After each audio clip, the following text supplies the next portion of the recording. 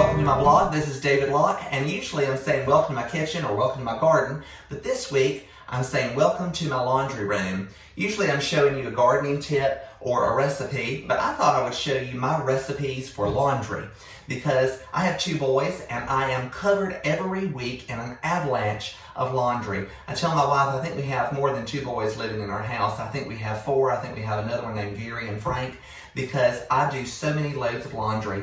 And every week it seems like I have a stain that I can't get out. And so what my blog is about the lost art of soaking. So what I do is I keep pans around, and when I have laundry that needs to be soaked, I will soak it for at least an hour, if not overnight, and I have found that most stains will release.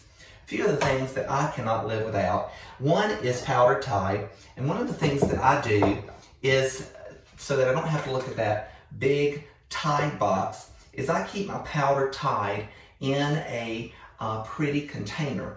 And that way it looks nice sitting on my counter. But some of the other things that I can't live without are Clorox 2, Woolite for delicates, things like any clothing that you're going to wash, jeans, certainly I wash those in Woolite. I wash my towels, my children's clothing, which tends to be very dirty, in powdered Tide.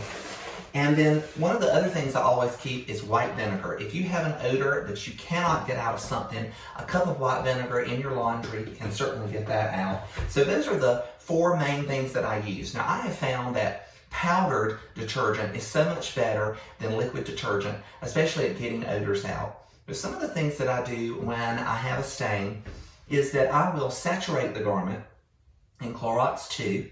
Then I'll put it in my pan that I keep in my sink, fill it full of cool water, and then shake about a quarter of a cup of Tide on top of that. And I have found that after it is soaked for a couple of hours to overnight, then I'll launder it normally in cool to warm water so I don't set the stain, and usually the stain will release.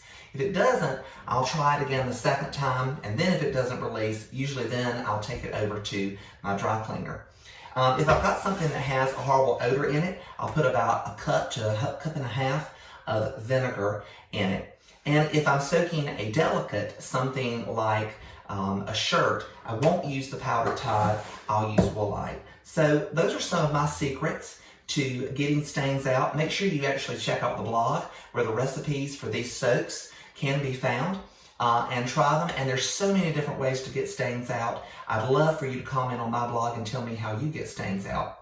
Another big thing I will tell you is that when you do have an item and it is stained, you want to make sure that you don't put it in hot water. If you put it in hot water, it will actually set the stain, and whatever you do, don't ever dry it.